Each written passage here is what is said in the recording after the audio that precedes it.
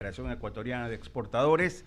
¿Qué tal? ¿Cómo está, Felipe? Buenos días. Y bueno, ¿qué comentar sobre estos racionamientos que vive el país en enero y febrero? Pues los ecuatorianos respiramos aliviados cuando se nos informaba que los fantasmas de los apagones eran esos, habían pasado. Pero hoy vuelve nuevamente a activarse. No definitivamente la culpa la tiene el actual gobierno, y no con esto también soy pro Novoa, si en algún momento se considera así. Pero las cosas como son. Es un gobierno que recién ingresa y que está pues tratando de solucionar algunos temas que le han dejado. Y hay otro, que es el de la sequía, que no solamente afecta al Ecuador, también en estos momentos a Colombia, y que incluso en Colombia ya están racionando este suministro porque ellos también la están pasando mal, al igual que nosotros. Con todo este escenario, ¿cuál es su criterio al respecto, Felipe?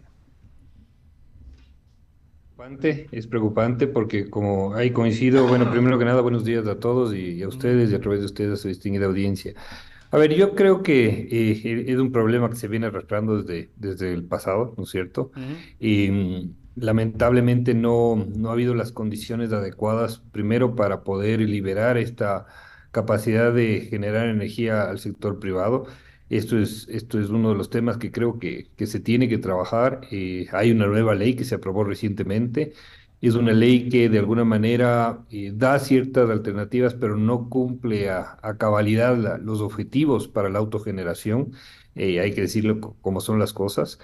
Y obviamente el día de ayer se mantuvo una reunión con la ministra de Energía justamente para pedirle un poco más de planificación, ¿no? Es decir, si bien la realidad es la que es, ella nos mencionaba que de alguna manera ha heredado este tema y que está tratando primero de hacer el mantenimiento adecuado a las termoeléctricas.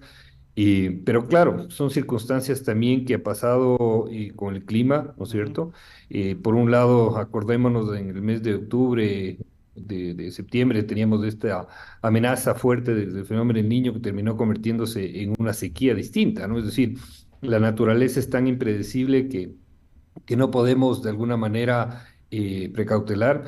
Creo que se tiene que seguir trabajando fuertemente en aprender de esto que está sucediendo para dar solución lo más pronto posible. Colombia nos estaba echando una gran mano en este Uh -huh. sentido. Ahora ellos expresan que también están sintiendo sequía. Hay un poco también de componente, ahí te diría, ideológico, porque sí da un poco de pensar que justamente pasa esto luego de lo que sucedió la semana pasada. Ya sabemos la postura del presidente Uh Petro de -huh. Colombia sobre el mismo. También el día de ayer se anunció que cancela la reunión del gabinete binacional. Entonces, sí hay un poco de suspicacia en ese aspecto, pero bueno, es algo que no podemos depender de terceros, necesitamos corregirlo y sobre todo si es que la circunstancia está así, no podemos hacer nada. Lo que sí hay que tener un pedido muy fuerte es la planificación, ¿no? La planificación porque las industrias no se vieron sorprendidas con estos Uh cortes -huh. y claro, esto genera pérdidas, ¿no? Pérdidas en todo sentido. Yo creo que si estamos en estas circunstancias, lo que hay que hacer es muy organizados y de alguna manera, notificar con mucho tiempo para que las empresas tengan la oportunidad de reaccionar, ver de dónde consigue energía, ver cómo cambian los turnos, para de esa manera no generar pérdidas económicas en las circunstancias en las que estamos, ¿no? Y como usted bien señala, sí, efectivamente, se activan una serie de factores que van de la mano. Eh, a mí lo que me preocupa es que en cada campaña presidencial siempre estamos apuntando a la agricultura, al sector energético, a la matriz productiva, pero yo lo único que pido como ecuatoriano, hablo a título personal, es que al menos se sienten bases en materia energética, en materia productiva, en estas dos principalmente. Y habida cuenta, como bien usted señaló, el clima hoy en día es impredecible. Fíjense, nos hablaban de un niño casi apocalíptico y resulta que nos viene en forma y presencia de sequía. Entonces, en este sentido, si es imprevisible el clima, deben los gobiernos y puntualmente el Ecuador transformar sus políticas y trabajar en eso, en materia energética, en materia productiva, porque esos son los puntales hoy en día, sin obviamente desmerecer a otras carteras como salud, como educación, no, no, no. Pero lo prioritario en estos momentos, Felipe, ¿cuál es su criterio al respecto? Sí, a ver, yo, como te decía hace un momento, ¿no? Tenemos una nueva ley que se aprobó, si no estoy equivocado, hace apenas 2 meses yo creo que tenemos que darle tiempo al tiempo también, ¿no? En el Ujú, sentido de que no es fácil, ¿no? Tenemos una red de interconexión eléctrica, yo no soy experto en estos temas, pero obviamente de lo que uno puede escuchar, de lo que puede analizar de los expertos, es una red que está obsoleta, que no funciona bien, que tiene que meterse mucha inversión. Y claro, el problema ahí es donde radican las urgencias, ¿no? ujú, Estamos viendo que tenemos un gobierno de apenas 6 meses, 5 meses, y que además le ha tocado enfrentar temas muy, muy duros, muy complicados. Yo todavía confío en esta voluntad que tiene este gobierno de querer hacer las cosas bien, pero también es un gobierno que tiene que enfrentarse a una siguiente elección ujú, a la vuelta de la esquina, como claro. decimos, ¿no? Es decir, ya este domingo va a tener una elección crucial, creo, el país, donde estamos enfrentándonos a mafias muy, muy oscuras, Ujú, ¿no es cierto? Porque si uno lee las preguntas, la lógica te diría que debería ganar absolutamente el sí con una amplia mayoría, ujú, pero ya pasó en el gobierno de Lazo, ¿no es cierto? Que también habían preguntas muy similares, pero también se vuelve un termómetro de medición al gobierno y a veces la ciudadanía lamentablemente ni siquiera lee ujú, las así es. preguntas, ¿no? Pero yo creo que hay que ir paso a paso, ¿no? Paso a paso. Yo creo que en ese sentido, primero de este domingo, esperemos que el sí gane con una mayoría absoluta en todas las preguntas, porque hay preguntas muy importantes. Una de ellas es justamente la de las inversiones, ¿no? Ujú, Esa pregunta tenemos que ganarla. Fue una trampa que se puso en la Constitución del 2008 cuando se pensaba de que el Estado era prácticamente omnipotente y que iba a tener recursos infinitos para siempre y que los inversionistas extranjeros iban a tener que confiar en un sistema de justicia prácticamente impoluto. Pero uno ve lo que ha pasado en los últimos 2 meses con lo que ha sacado la fiscalía de los casos Purga, del caso Metástasis, del caso Plaga, etcétera, ¿no es cierto? Vemos cómo la justicia está totalmente podrida.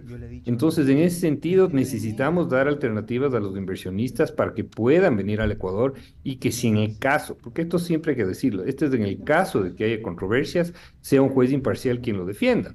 Y esto es algo que es difícil explicarle a la ya, ya, ya. ciudadanía, porque a veces no lo palpan, no lo sienten, Tranquilo. pero esa trampa está ahí y con esta consulta podemos liberar esa trampa y eso también nos va a permitir avanzar muchísimo en una agenda comercial internacional y de inversiones, porque no nos olvidemos que los acuerdos comerciales tienen la parte obviamente de la exportación, de la liberación de aranceles, pero la otra parte, la otra, se podría decir jugosa de los acuerdos, es justamente el atraer inversiones al país. Y en el sector energético se necesitan muchas inversiones, ya lo estamos viviendo, ¿no? Entonces, esa trampa esperemos que se le No sé elimine. si ya se ha Y muerto, la ¿quién otra opción falleció que ayer? también tenemos ¿Quién importante es dar falleció? una alternativa a la Sí, ya falleció. contratación y modernizar de alguna manera la contratación, ponernos a la vanguardia de No contrataciones de sé países nada. de primer mundo, ¿no? Como Estados Unidos, como Inglaterra, etcétera, en donde existen los Ujú, contratos por claro, horas. además nada más les Fíjese falta usted los migrantes que viven en Estados Unidos, cómo han podido salir adelante justamente con esta modalidad de contratación por hora, ¿no? En el Ecuador vivimos de un momento, yo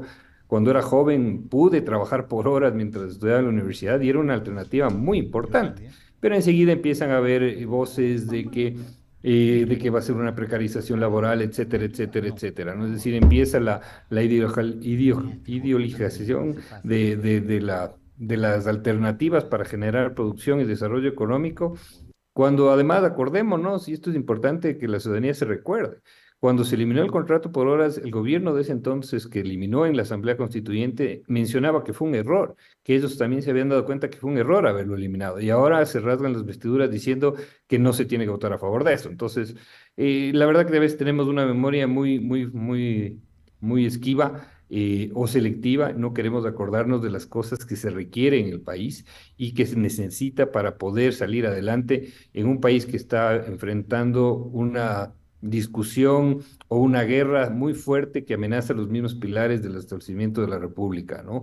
Entonces, hay que darle tiempo al tiempo. Yo creo que en este año que vamos a vivir también de un sentimiento electoral donde normalmente los negocios, cuando existen estos procesos, tienen incertidumbre. Esto fue producto de esta trampa también que existe en la Constitución de la muerte cruzada, que se la puso ahí sin pensar que nadie le iba a aplicar, se la aplicó Ujú, y nos vimos abocados a un nuevo gobierno con apenas un año y medio de gestión, ¿no? ¿Qué se puede hacer un año y medio de gestión cuando hay unos claro. problemas que no se han resolvido en décadas, ¿no? Entonces, yo creo que hay que ir paso a paso. Ese sería un poco mi análisis, con fe, con esperanza. Esperemos que se pase este primer escollo este domingo y que la gente vote a conciencia, que vote por un futuro, que vote por volver a rescatar al país. Y yo creo que hay que votar sí totalmente a las preguntas para tener una alternativa. Y en base a esa votación, sí hay que poner, exigir a la Asamblea y al gobierno de que las herramientas están dadas y que de alguna manera se empiece a tratar de corregir. Y en noviembre, en octubre, ya estaremos hablando nuevamente de las siguientes elecciones, lamentablemente, Claro. ¿no?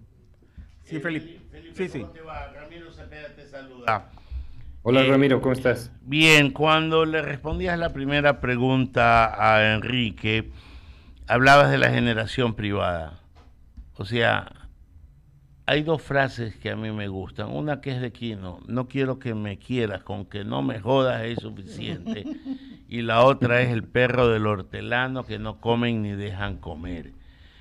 La generación privada es una solución. ¿Cómo destrabar el tema para abrir el seso a quienes necesitan ser abiertos para que puedan entender que si ya el Estado no tiene los recursos, dejen al que lo tiene poder solucionar sus problemas dada la inoperancia y ineptitud, o es que la mafia tiene tal poder tanto para joder la energía cuanto también para evitar que quien quiere solucionar pueda solucionarlo? Sí, tú lo has dicho, ¿no? Esa frase creo que resume mucho lo que ha pasado, ¿no? Esto requiere mucha voluntad política y la voluntad política se la logra a veces con un liderazgo muy fuerte, ¿no es cierto? O con un plan país, con un consenso de las fuerzas del orden, ¿no es cierto? De las fuerzas políticas que existen, teniendo una visión país. Y esto es lamentablemente lo que en el Ecuador nos cuesta demasiado, ¿no? Nos cuesta tanto. Siempre estamos con una visión electoral y no una visión país. Y eso es lamentable. Pero un consenso mínimo que deberíamos tener es justamente cómo brindar energía al Ecuador y energía de aquí a un futuro. Cómo podemos traer esta autogeneración, ¿no es cierto? Es decir, ya sabemos que el Estado es ineficiente en todo lo que maneja, es muy difícil que maneje. Y de esta manera se podrían conseguir cosas importantes que vivimos discutiendo sobre los subsidios de Sí, es un tema complicadísimo. Tu micrófono, Felipe, impide que te escuchemos la última parte.